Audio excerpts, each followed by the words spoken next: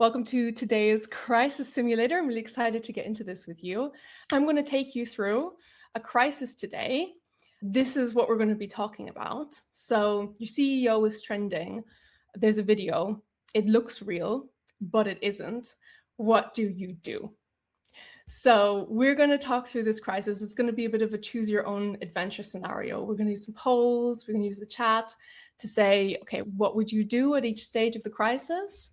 And we're going to see then live what the outcomes would be and learn from them, learn from each other. So I'm going to be taking you through this today together with Teis. Hi, Teis. Nice to have you here. Thank you, Sinead. Hello, everyone. Excited to be here. Good to have you here. So some quick introductions. I'm Sinead. So I'm originally from Ireland, but based in Amsterdam now. I work at PRESSPAGE. So we're the #1 platform for corporate storytelling. We help large multinational organizations to create and to distribute their narrative. And Teis, also from PRESSPAGE, our head of PR and marketing. Would you like to introduce yourself a bit as well? Yeah, sure. I'm responsible for PR and marketing at PRESSPAGE, and we work with a lot of interesting organizations that do get into a fair share of crises. So we have a lot of interesting projects where we help them get set up for those critical situations to make sure that they can communicate when it matters and also learn from when things are taking off and why they're taking off and how to respond to them. So I'm going to take you, the audience, through a bit more context first. So Teis will be joining us in a second then when we get into the nitty-gritty of it. So we'll see you in a second, Teis. So what are we actually talking about today? Why are we here? And why are we talking about this now? So we're living in an age of AI, of course. And when it comes to content, AI has really sped things up. How content is created, how it's distributed. And in the process has essentially broken verification, because the gap between an event occurring and people believing that the event is real and that it's occurred is essentially non-existent now. Everything is happening so fast that verification has pretty much gone out the window, because anyone with AI, especially, anyone can be generating content, any type of content, in seconds. And adding a few factors into that, like social media, for example, you can distribute that content really fast. Then you've got AI tools now coming into the mix, where our AI is sitting between us and our audience, summarizing the content and maybe not always getting the narrative correct. So by the time you're verifying things, the narrative is already formed and solidified with the speed that things are moving at nowadays.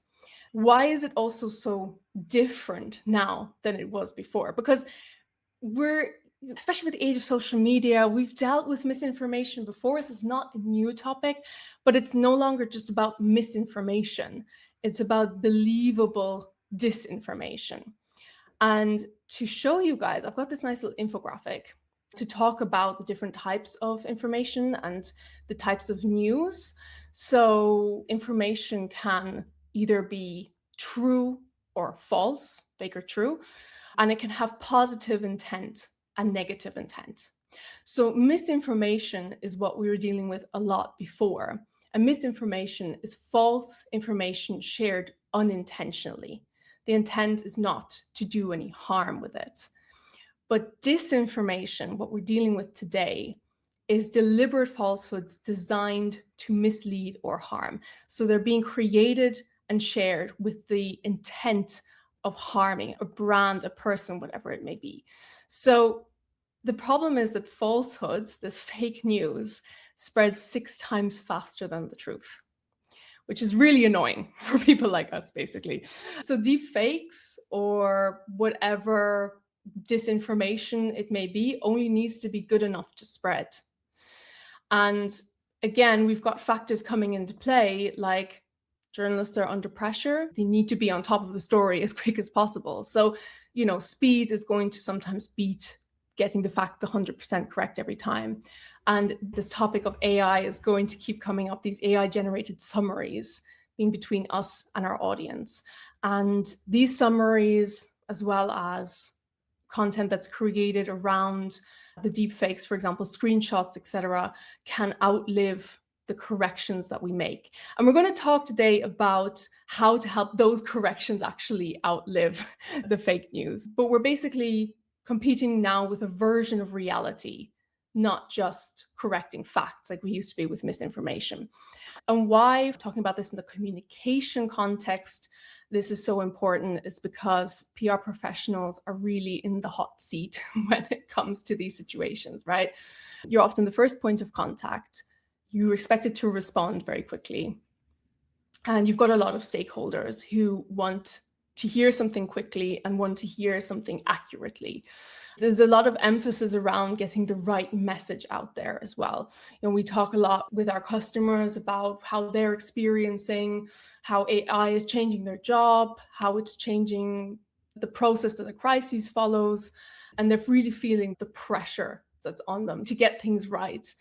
And the uncomfortable truth is that a lot of teams are not really set up these days to respond with not only the speed, but with the effectiveness that's needed to counter these sort of crises, these AI created or AI spread crises. So again, we hear a lot from our customers that they have things like long approval chains and processes slowing them down. Maybe they have no central place to publish their truth from, no newsroom or something like that.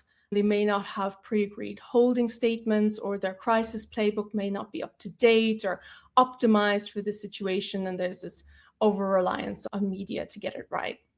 In the process of creating this webinar, we were talking about this internally, and this reminded me of a crisis that happened, I think it was a year or two ago now, the Coldplay Kissgate scandal. I don't know if you guys remember that. It was like a Coldplay concert, and there was a company CEO and chief of staff in attendance who were essentially cheating on their spouses, and they were videoed, and this went viral. And this in itself, of course, is a big enough crisis and wasn't AI generated, but there was a lot of AI generated disinformation spread after that first crisis happened. There was, I believe, a fake statement from the CEO where he quoted the Coldplay lyrics, which was really crazy. There was a fake employee statement. I'm going to talk about employee statements later. And I think also a fake internal Teams chat, like generated Teams chat leaked. So this blew it way out of proportion. And I think it was really clear that the company, I think their name was Astronomer, weren't equipped to deal with this because it took them like 48 hours or something to respond. So we're going to talk a lot about speed today, but also about effectiveness. So let's not just talk about it, let's actually get into it. So we're going to get really practical. For this part of the session, Teis is also going to join us again, and we're going to talk through, hi Teis. Hello. Thanks for joining us again. We're going to do this choose your own adventure scenario. We're going to go through a single crisis from beginning to end through a series of polls. And again, please feel free to talk through the chat as well, everyone. We're going to see what the outcome is and if that was the right thing to choose in that moment. Let's get into our deepfake crisis. So this is the setup of the situation. It's 9:12 on a Tuesday morning. A video of the CEO of McDonald's is circulating on LinkedIn and X. So all of you guys, you are now working for McDonald's, okay? Your CEO is going viral. In the video, the CEO appears to say, "We've been quietly increasing prices beyond inflation. Customers won't notice, they never do." So what do we know? The video looks real. It's gaining traction quickly. It's at 50K views, but it's climbing.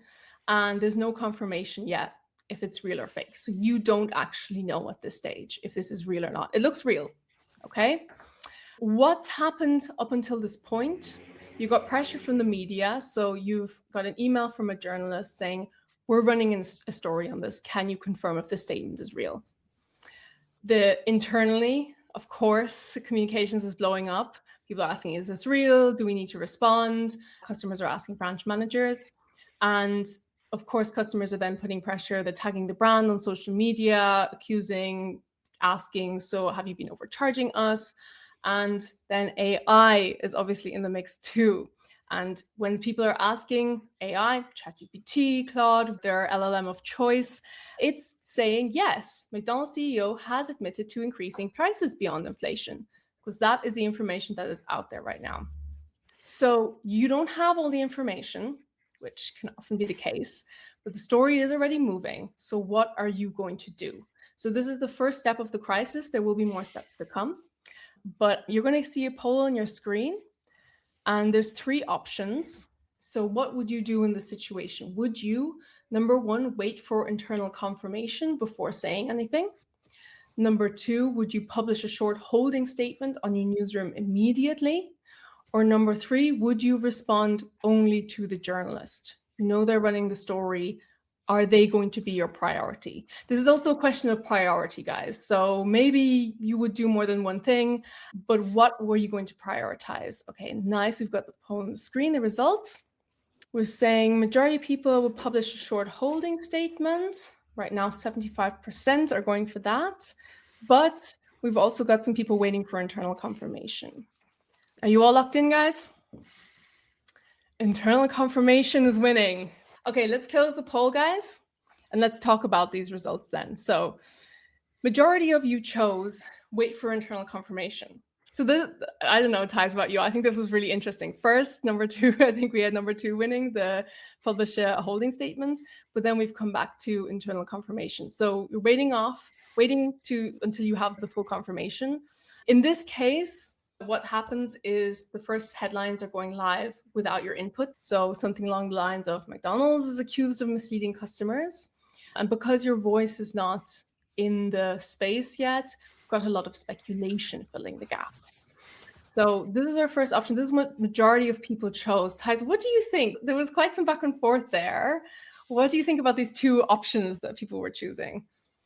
Yeah, it's interesting to see because those are also, for me, the most logical options. I think I would like to split this up kind of in 2 time zones. So let's say with social media, speed of information spreading has drastically increased. It's like a negative correlation with how quickly information spreads and how you should be waiting to kind of reply or have at least some kind of communication out there. But I think like on social media, it would still be within certain circles spreading. And I think now with AI coming to the stage, the machine will interpret all the information that's there and will basically just make up its mind as quickly as anyone will ask for it. So I think I would have said it's important to at least have a holding statement in place, to have a official story from your company that is, first of all, on a very high authority channel and from a high authority source. Ideally, you have like at least some kind of signature or boilerplate on like this is a statement from the CEO or from a spokesperson to really make sure this is a credible source of information, because an LLM will maybe highlight what story is circulating, but it will also include information from this company saying, hey, true, there is some speculation around this story, but at the same time, the company has stated that it's evaluating what's going on and if this is actually true or not, and it will get back to you maybe within a certain time frame. So I think this golden hour rule that used to be the benchmark, I think we are way past that for many industries, not all of them. But yeah, I would say it's always good to be transparent about this and to communicate as quickly as you can. This element of speed is kind of coming into play again, like putting something out there as quickly as possible to show that you're part of the conversation. We've noticed myself at times that if a crisis is happening and the company's not part of the narrative, it almost becomes more exciting and more like really like blows up because it's like happening behind their back in a way, right? Once you're part of the narrative, not to say that you guys are all boring, but it becomes more, you know, it really drops down the drama level of it. It's like, okay, they're aware, they know what's going on, they're looking into it, that you're instantly part of the conversation again. And the whole aspect of LLMs in play now, I think, is really important. You want to be cited by them. If someone's asking them, you're right, they pull information from wherever they can. And ideally, that will be your source. They ideally want to know what you're saying about this issue, right? Yeah. And technically, that's also exactly what works, right? Because you have a prompt. It will basically be looking for relevant sources of information. It will fan out this query into multiple subqueries, and it will check different kinds of sources that seem of credible sources that seem of high authority, basically. So it's very likely that if you're communicating, that you will be included as a main source. And I think the longer you wait with that, the tougher it will be to reverse any damage. Yeah, definitely. Okay, well, I think majority of people were on the same page with this, basically. The third option, no one really went for, replying directly to the journalist. So in this case, again, if you do have a comment, it could be taken out of context or be partial. You're essentially relying on someone else to tell the story for you, and you don't have that much control over this. So it can be maybe useful in certain situations. In this situation, it's better probably to share the information yourself, right? Yeah, this crisis sounds like one where the pressure really quickly gained momentum. But I think if there's a critical event and a journalist is inquiring, it might sometimes be interesting to directly respond to a journalist to make sure you have a direct relation to someone who can tell your story later and amplify what you're going to be talking about. Mhm. But that really depends on the severity of the crisis and at which stage of the crisis life cycle you're in. So I think there's situations where this could work, but I think me and the group all are relatively on the same page for this We're all on the one. same page, exactly. Okay, well, to summarize, yeah, if you're not early, you're absent. So this topic of speed is coming up again. Okay, let's go to the next part of this crisis. So it's almost 10 a.m. at this point, it's a little bit later, and the video is now at 500K views. At this point, influencers are also reacting. It's always fun to have a new piece of content to share about. So of course, they're part of the conversation too. And a little bit like the Coldplay Kissgate scandal, you've got an internal memo, apparently, that's been leaked. So yes, it's okay, this is fake, this is not real, but this is still unclear as well. It could be real. And of course, customers are increasingly mad. So not a great morning so far. You have a good idea though now of what's going on. So it's time to make a move. Where are you going to start with the damage control? So we've got our three options again, and you'll have a poll to answer just like last time. The first option is, do you focus on internal comms first and then get to communicating externally? Do you focus on media outreach only at this stage? Or do you publish a full response on your own channels? And again, this is a case of priority. And if there's nuance to these topics, please feel free to share them in the chat, guys. Let's see what people are voting though. So we've got the results. So far, full response on own channels is winning. We love an own channel here, so I like this. But let's see if everyone's of the same opinion. Then let's close the poll. We're all in agreement. This is really interesting because this is what I would go for. So let's have a look at this. You release a full response via your newsroom and social channels. So you've established your reference point. Journalists have something to link to, and social has something to anchor onto. So on one side, I would say that this is a really good go-to move, particularly because of the LLM topic, and it's going to find this information and reference it, and this is really important. So I think this is a really good one. What do you think, Teis? Are you also in agreement with everyone on this option? I almost don't dare to say it out loud, but I do disagree a little bit. I think I'm a little bit in agreement with what Carl is saying, actually. So I think this is the right thing to do. So publish a full response on your own channels. Super critical. This is your anchor, it's your lifeline. It's like you said, it's where LLMs go to verify information. And it will be directly also your single source of truth moving forward around your brand when other things happen that people think, okay, but there is the latest, most trusted information out there. That said, I think there are certain situations where crises just go so quickly viral and there's so much tension from the media and from consumers and from regulators sometimes that journalists, and in these days, many people can be journalists, or even if they don't identify as journalists, but there are influencers writing about your brand or your industry. If the crisis is a big enough story, they will find your weakest vulnerability in your crisis response plan. And that's usually your employees, because these are people that have not been media trained, maybe know only part of the story, maybe don't even know the story at all. And they will try to find information that is going to conflict the story so they have a good angle and they will be able to lift on the trend that is building. So I would, even if it reduces your speed slightly, I would always say make sure that your internal communications is super strong and people know what's going on, know what's happening, so they can better represent your brand afterwards. That said, I also agree with Carl that your own channels can also be accessed by your employees and your team members. I do think you need to make sure a lot of employees do a lot of different tasks, right? So I think it's super important that you take responsibility for making sure they see it. Like your audience is not just going to find your information just because you put it on a certain page. You need to be actively communicating around this. So I think Carl and I are on one side very much aligned, but I don't disagree with the rest either. I do think it's very important to have your full statement on your newsroom. It's also a question of what do you prioritize. So Teis, it sounds like you're saying, particularly in this sort of scenario, you might want to prioritize your internal comms to make sure that people inside are airtight, they know what's going on, etc. But of course, publishing on own channels is also important as maybe the immediate next step. And I also think Sachin has touched upon a good point, because you should also think about, can I set up my internal infrastructure and my processes in a way that this allows me to do this as quickly as possible, or even at the same time, right? That you have different channels on which you can communicate in one go, or with limited steps and limited approval flows. I think if you make sure that the responsibilities are set up and your tech is set up properly and your channels are set up properly, this shouldn't be an either or situation. So I think that's a very fair point as well. Yeah, definitely. So this was our last option, focusing on media outreach, briefing journalist. Salchin, you said in the chat, I would also directly contact some journalists I'm good with and give them a heads up.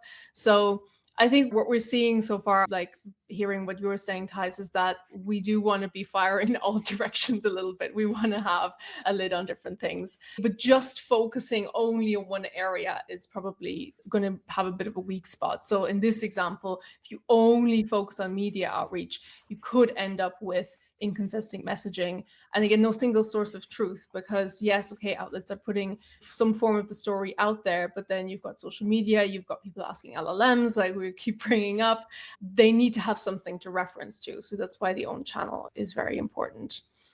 So to summarize, no matter the source, it needs to be airtight. So whether people are coming to your employees internally, whether there's media inquiries coming into you, whether you're publishing on your own media, you want to make sure that everyone has the info that they need. At this stage, it's almost lunch. You haven't had a break yet. Deepfake, though, is confirmed. You know it's fake. However, clips are still being reshared, there's screenshots everywhere, and people still believe it. So you know for sure it's fake, that's great, amazing, but how are you now going to convince the public? Here are our options. You can vote just like before. So number one, would you publish a detailed debunk with proof? If you have it, in this case, we're saying you've got proof. Number two, would you ignore and move forward and just, oftentimes crises kind of run their course, people's attention moves on quite quickly. So would you ignore and move forward, or would you issue a strong denial statement? So you're just saying, no, this is fake. This is not us. The CEO didn't say that. What are you going to choose? Let's get the poll results on the screen. Okay, we've got a 50-50 split so far. It looked like everyone was on the same page again immediately, but interestingly not. I'll give you another couple of seconds now to cast your votes, and we will close the poll with a strong denial statement basically being in the lead. So let's take a look at that. The other option was to debunk with proof. This was also kind of popular with you guys. So let's go through both of these. So if you issue a strong denial statement, in this situation, we're saying you haven't provided evidence with it. So what can happen is the response can feel defensive. So it fails to stop the spread of this disinformation, and credibility can be called into question. So this is one option that was really popular. And the other option is debunking the fake. You publish a clear explanation with proof, statement from the CEO, evidence, timestamps, inconsistencies comparing to each other, etc. Clear explanation. So this means journalists can update their stories. You've got a recovery of trust. Of course, there's still an element of friction, but direction's improving. So would you guys still stick with the choice you made? Teis, what do you think of the results from this? Yeah, super interesting. I would have gone for option one because I think In PR, it's kind of, in a PR crisis, it's usually a little bit like you're guilty until you've been proven innocent, and it's a little bit like you need to, as quickly as possible, show the world that you either had nothing to do with it or there's an explanation for a certain situation. And I think you need to do this in a really clear, authentic, human, transparent way. So I think that goes a little bit in favor of the strong statement against what's been going on. But I do think what people really love online is correcting each other. And I think it can really help to show certain form of proof, as your audiences will kind of become your spokespeople in rooms where you can't enter, and be the person saying, yeah, but look, they have already shown that this actually didn't happen, or the CEO has done an official statement publicly, very authentically, showing that he wasn't actually saying these things about McDonald's. So yeah, I think I would have also gone for either of these options, but if it's possible, I think you having proof is, of course, the ideal situation. Yeah. And then, yeah, in the end, it's not so much only rational proof, right? It's not just only facts and numbers. It can just a very authentic statement from the CEO might actually already be proof enough for many people. Yeah, So yeah. true. Yeah, I really like that point about like people online can act a little bit like your warriors, and if there's people love to correct each other, right? So if there's some sort of proof out there, they might fight for you. And this is like another version of what Salkin is saying. I would issue a denial statement. Meanwhile, I would hire third-party PR agencies and paid media members to publish the debunked evidence on behalf of me without fighting openly. You know, it depends where you want your warriors to come from, but you've got people fighting on your side, basically. Exactly. So Holly is saying, if I had strong brand supporters, I would publish a debunk and let my people fight for me. So I think we're on the same page there. The other option was not to engage. So this is an option. A lot of brands do this, but yeah, narrative can continue to spread. And I think most of you would not opt for that option, obviously. So let's get to the last part just quickly. Truth doesn't spread by itself. You have to package it. So while the falsehood spreads super nice and quickly, the truth less so. So it is about how you package it and getting people onto your side and fighting for you in some cases. Let's get to the aftermath, because it doesn't always just stop there now. At this stage, the crisis is slowing down, media coverage is stabilizing, and the reputational impact is still unclear, especially for the long term. So it's calming down, and you know, it might be tempted to stop, and maybe you feel like this is a point where we should stop with actions, but it's not over yet necessarily. So how do we best recover? Let's talk about recovery for the last section. So one last poll, guys. Would you choose to now move on quietly, let the algorithm focus on the next crisis? Things have played their course. Would you, number 2, brief key journalists behind the scenes? Or number 3, publish a full timeline plus transparency recap? So take a second to get your votes in, guys. Briefing key journalists seems to be in the lead, and then publish a full timeline plus transparent debunk. So, okay, let's close the poll. Let's have a look at that then. So a lot of you chose briefing key journalists. Yeah, in that case, media coverage is going to improve, but the information lives in a lot of different places nowadays. So public understanding can remain limited, maybe on social media, again, with the LLMs. There's a lot of different things at play here. So there's not necessarily a widely accessible source of truth. Even though you might have published on your newsroom, you got to remember that was very relevant to the moment. And LLMs, for example, are looking for something that's relevant generally over the long term. So something like this, which also quite a few of you chose, publishing a full recap, acts a bit more as an evergreen piece of content, which is relevant far into the future. So should this topic come up again, like we saw in the Coldplay situation, we want to make sure that if this topic again, that your story is the one that's appearing when people are searching for it. That's how you know you've done a good job. So most of you are in agreement on these two. What do you think, Teis? Any takes on these situations? Yeah, I totally agree with you, Sinead. So I think you need to picture, have I established my narrative well enough that in 3 months from now, if I ask OpenAI about a associated theme or even a specific crisis or my brand in general, that it actually shows up the way I want it to show up. So it's about that your narrative outlives all the other smaller stories that were created by either your audience or by people meaning to do your brand harm. So I think that is a really important thing to keep in mind. And I also like the idea of reaching out to journalists. I think it can be a really great way to build up a relationship. These people have written about you probably in this specific story. So you might be able to give them some more information, really build up a certain goodwill with them so that in the future you will be able to reach out to them in those situations. Like we already saw in the chat, is a very valid tactic in certain crises. So yeah, I think those two would be my pick. Yeah, I agree. And I think our audience are certainly action takers. So no one's decided just to move on. And these days, especially, I think it is a good idea to just go back and address things. It might feel like, oh, let's let sleeping dogs lie and not reopen a topic if people are already moving on.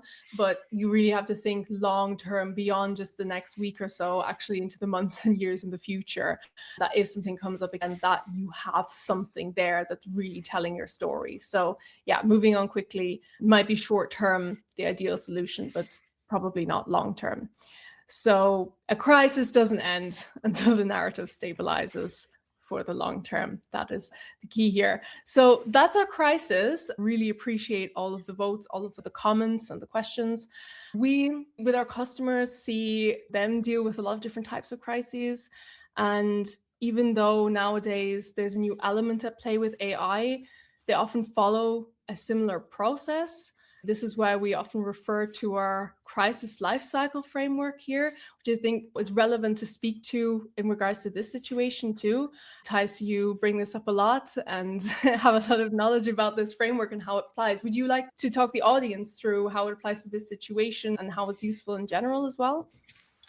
Yeah, sure. At PRESSPAGE, we've evaluated a lot of different crises, and big or small, they tend to follow a similar pattern. And just being aware of where you are in this specific crisis lifecycle does help you come up with the right kind of tactics and build the right kind of crisis playbooks into your process. So yeah, in this specific situation, we see that, like in the beginning, the crisis itself started knocking. That's of course where we started with the scenario, but that's kind of the place which any PR professional knows. Yeah, it's probably a combination of stressful and exciting because you need to test your infrastructure, you need to test your people, you need to test everything you're working on currently and over the entire year, basically. I think that's usually the moment to stress test what you've been building up.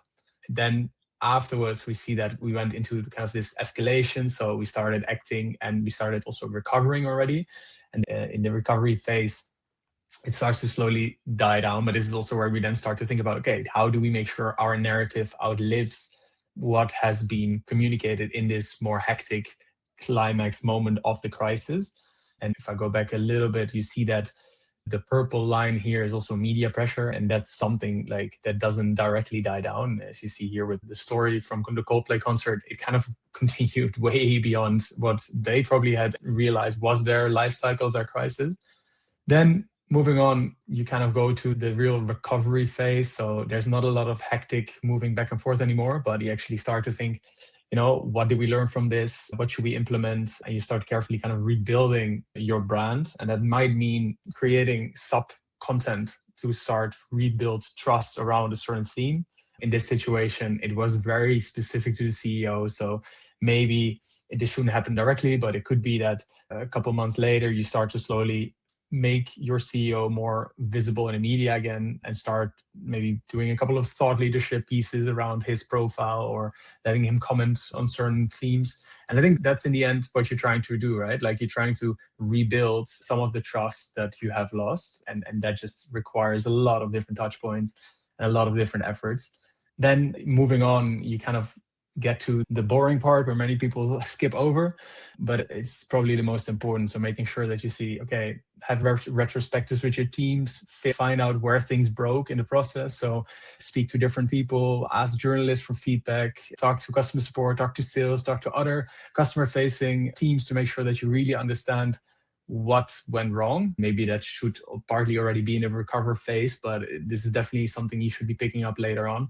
And then think about, okay, how can we move this forward? Because the next crisis will come and it will only come faster with the way things are developing.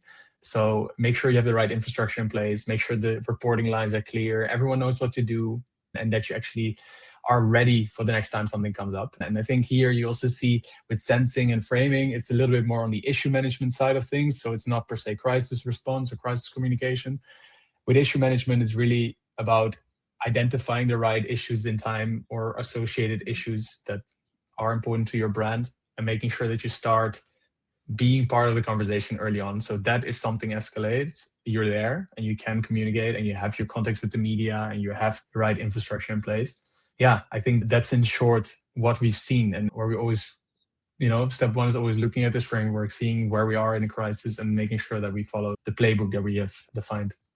Yeah, and that whole issue management topic is actually segueing really nicely into Salkan's question. So given we only have a few minutes left, I'm gonna give you guys a space to ask any questions you have. Salkan asks, what should one do if the same crisis keeps happening over and over again?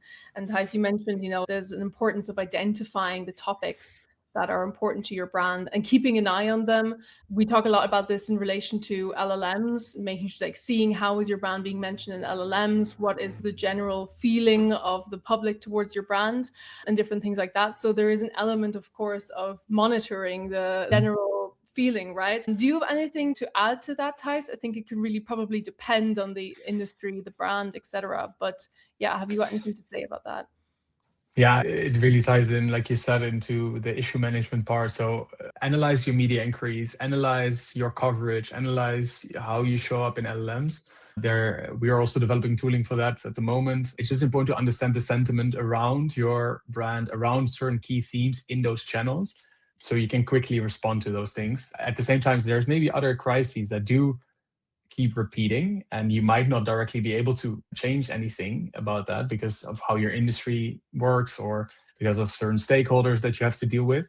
In that case, I would focus on making sure the operational processes are just super solid and that you know that you will just get better at actually handling those crises. But of course, step one would be to avoid or course correct them.